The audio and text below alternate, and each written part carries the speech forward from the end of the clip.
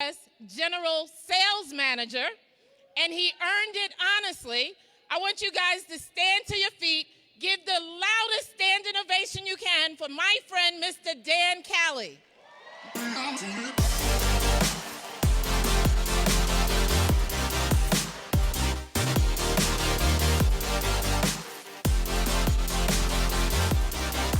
How's everybody doing? All right. I'm going to welcome up to the stage some of my friends. This is going to be the first of several panels that we're going to do. And so I want to introduce, and we're going to start with, we're going to go prettiest to less pretty. No, I'm just kidding. We have a rose amongst thorns, Miss Tammy Maltby. Tammy, wave to everybody. We have from Canada, Stephane Page. Stephane. From Tennessee, we have Mr. Chris Doyle. And from Florida, we have Mr. Shannon Roland. Hey, what they don't know is, has anybody seen Squid Games? We have put something underneath each of their chairs. I'm going to ask them questions, and if they don't get it right, I'm just kidding, you guys. This is going to be a lot of fun. Okay, we're going to talk about recruiting. Each of these people that's up on stage are fantastic leaders and have done a lot of recruiting. In fact, I would actually say that they are the experts in the room about recruiting. And so our questions actually came from y'all. These are questions that y'all have asked us, and I'm going to ask them to our panel. Is that okay with everybody? Okay, so let's get right to it. Let's start with, hey, Stephane, let's start with you. We'll go Canada first, okay? Canada gets the first question. One of our audience members asked, what are the best recruiting strategies? And what are some of your favorite recruiting strategies? Well, first, personally, I've used mostly the internet, social media, because when our company started, it was just in the US. So I'm in Canada, so I had to build elsewhere. So I figured out that the internet was the best way. So I think it's not about what's best, because every strategy works. It's which one are you going to do, right? So if you're going to use social media and you're consistent and you're doing it, then fine, use that. If it's person to person and you're going to do it consistently, do that. Pick the strategy that you're going to do. Awesome, awesome. So you use a lot of social media, a lot of technology, right? Let me just give you a quick follow-up question, and we didn't talk about this question yet, but this came last night. How do you follow up with your leads that you get from social media? Maybe it's from the app, maybe it's from social media. How do you follow up with people that you contact through your recruiting strategy? Well, I have them on the list, all right? I like to use Trello. So if you go to Trello.com, you can put all of your contacts in a column. And what I do typically is I'm going to build a list of 25 to 75 people in one column. And those are the people I'm going to follow for at least 1 week, right? Where I'm just going to comment on their post. I'm going to, just follow them and try to keep a connection. And at the end of the week, usually I became their best fan. They really like me, right? Because no one comments as much as I do.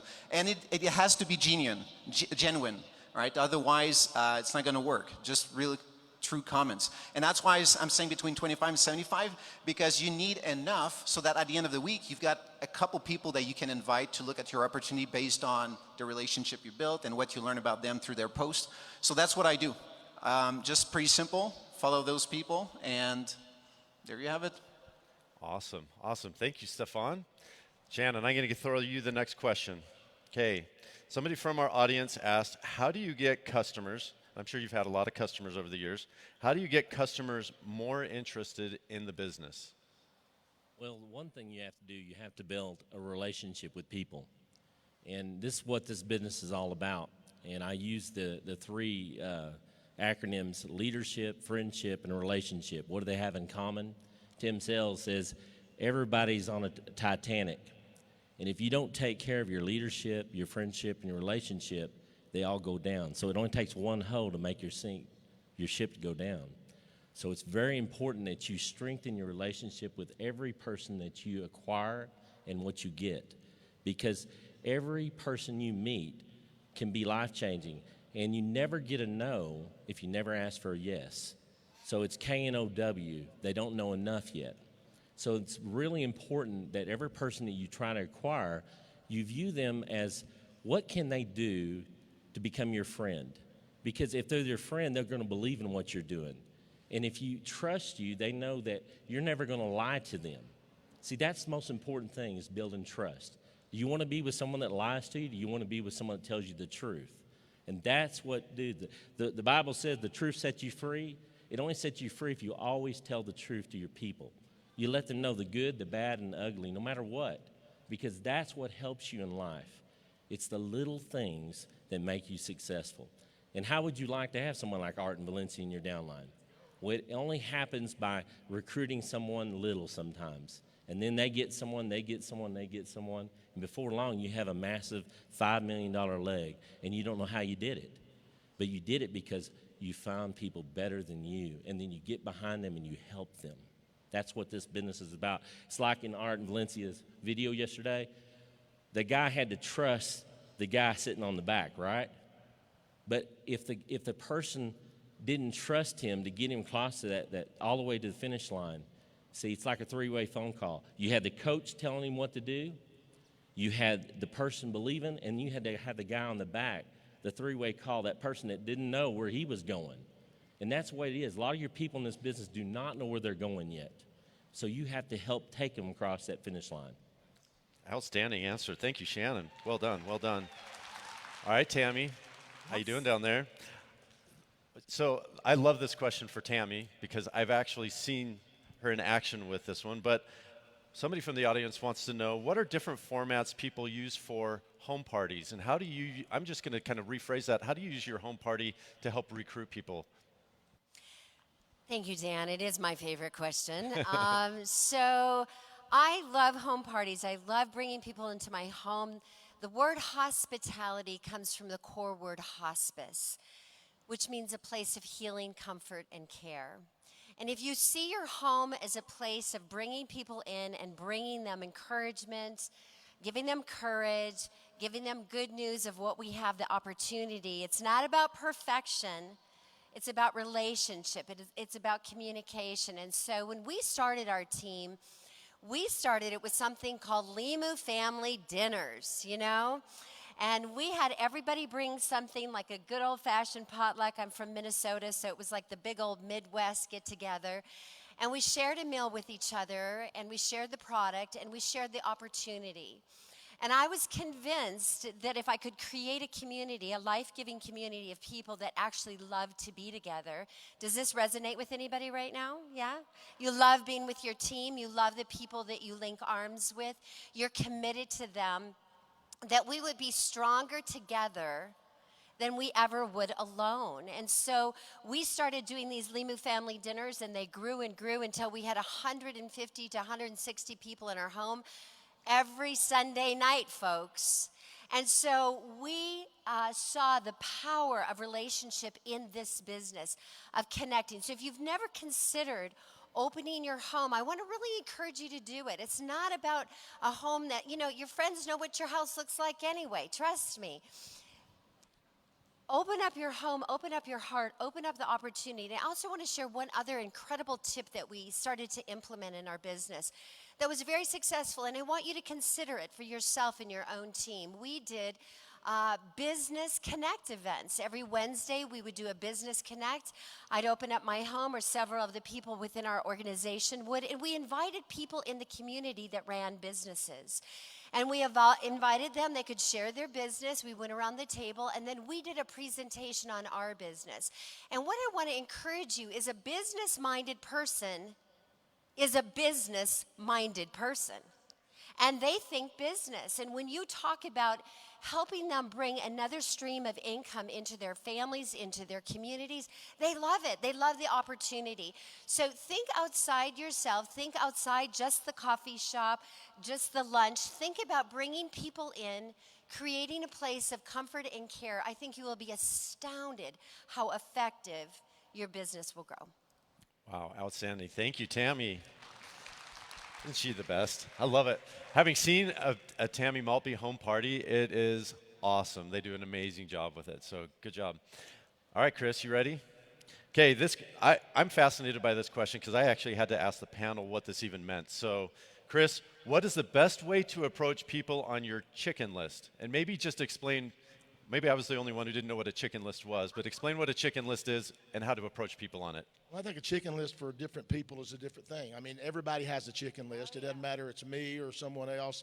As you become more confident in the company, the chicken list will get smaller because you just don't care anymore. I'll be very honest. You know. But I'll ask you a question. Why are they on your chicken list?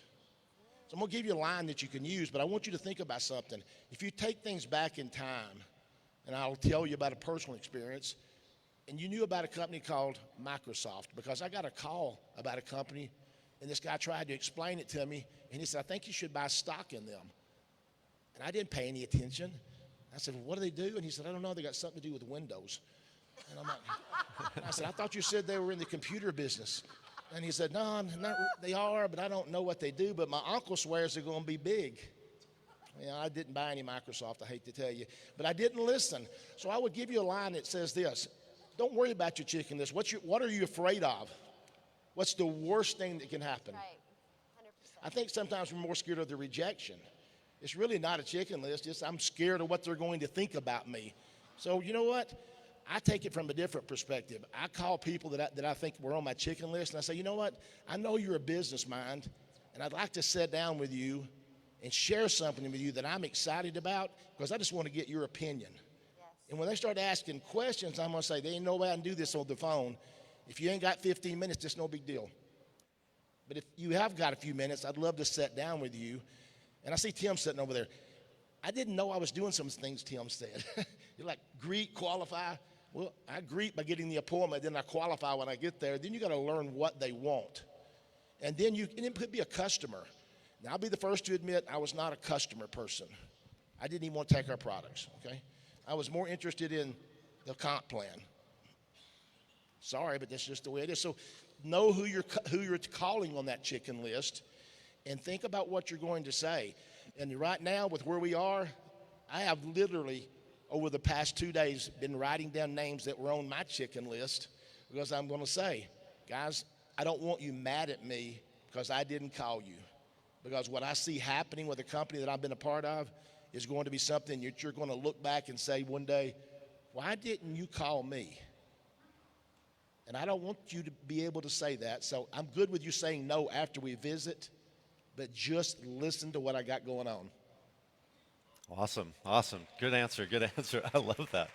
Okay, we got a couple minutes left, so I want to throw this. Maybe this is one for each of you to answer as we kind of wrap up our panel. But this is actually a Dan Caily question that I'm just kind of curious about, and let's have a little bit of fun with it. What is the least likeliest place that you've found your best prospect, if that makes any sense? What's the least likeliest place? Because we always, you think of like the stereotypical places where you would recruit somebody. Where's the least likeliest place? And let's start down, Tammy, we'll start with you and then we'll work our way this way. Well, I have to say, quite honestly, what quickly comes to mind is an Airbnb and a family that came from Africa where he was going to be a pastor, and they stayed in our Airbnb. We became close friends, and Erica Fundamerva is opening up Africa. So I'd say that's unlikely. Yeah. Awesome. Fun. Yeah, that's a little bit embarrassing. It's the toilet. Truthfully, what happened is I was sitting on the toilet. I'm not going to go further than this. It's a great inspirational place, by the way. I picked up a magazine. It was a network marketing magazine. I'm flipping through the pages, and I find a story, and I'm reading, and I got a lot of time to read, right? And so I find it fascinating. I thought, wow, this couple did something big. But that was a magazine from years ago, and I wondered, because I knew that company was not building the business anymore, so I thought, what are these guys doing these days? So I picked up the phone, right? We always have our phone nearby when we're at the toilet. So I picked up the phone, and I search on Facebook. I find the guy. I message him. I not even have the time to get off the throne, right? That he messaged me back. So I got to spend about half an hour more than I expected. Truly, that's what that I was a think big that one. wins. Don't you gosh. think that Oh my wins? gosh. I think that wins right there, Dan.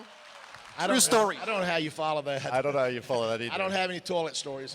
Sorry, never pulled that one off. I will tell you this. I've been in the industry now for 20 years. I've only been with two companies, and I joined RX. I was with another company, and we got featured with my family and myself was featured in a magazine, and so they did a video shoot on us. And I have to admit, this guy standing behind the camera, if y'all know who Billy Gibbons is of ZZ Top, they looked a lot alike. He had a big beard. His shirt was crooked. He had an old cap on. He looked like he had slept in his clothes for 3 days. So I wished I could tell you I was smart enough. I said, "You interested in my business?" But he listened a little bit, and he says to me, so, you think we all do so good, but, just there, he says, "You think I could do this?" And I'm thinking, Guess what? He became my #1 money earner in the other company. He put about 35,000 people in my team. Wow. Woo! Awesome. All right. And quickly, we're just about out of time. You get the last word. Awesome. Never judge people. You never know where they'll come from. I was at an OU Texas game just a few weeks ago, so you'll see my Boomer Sooner here. And I'm sitting there talking to the lady next door. She's been a season ticket holder for like 30 years like I had been. I just got new seats this last year as I keep upgrading. And she says, "What do you do? Man, you're young to be down in this expensive area and stuff." I said, "Well, I sell a little fruit. It's about this. It looks like a hand grenade." I never tell them what it is. You got to learn to lead. You see, sometimes we're too much information. We give too much information too quick. So you got to be slow. But this lady texted me her information. I sent her a case of juice. Her husband has diabetes, started taking the product, got results within 3 days, and says, "I want to order 3 more cases." This just happened 2 weeks ago, guys. Wow. But I will tell you a story real quick. There was a gentleman that came to my house in Florida, and I had this big fancy home, because Noni's been able to pay for all this stuff cash. You know what I'm saying? And my guy's out there window washing my house. And this guy comes up to me and he goes, "Man, you're young. How in the world are you living in a house like this?" I did the same thing. I said, "I'm just selling a little fruit, a little noni, a little hand grenade. Looks like a hand grenade." He says, "Really?" But see, if I had judged him, he had been big in 3 other network marketing companies. He'd become a $100,000 leg because he got results with the product. He calls me a week after and says his wife had a life-changing testimony. And let me tell you something. When you change people's lives by just sharing something and giving them a case, doing something, sometimes you got to go out of your way to help people. You have to go out of your way. You have to lead. You have to help people. And don't worry about how much money you invest in people, because you'll get back tenfold of what you invest in people. Outstanding. Outstanding. Hey, well, we're out of time with this panel. Once again, if you have any other questions, these guys are the experts. Seek them out after our break or during lunch and ask them any questions that you want. But hey, my appreciation to our panel. You guys did an amazing job. Thank you so much. Give them a round of applause.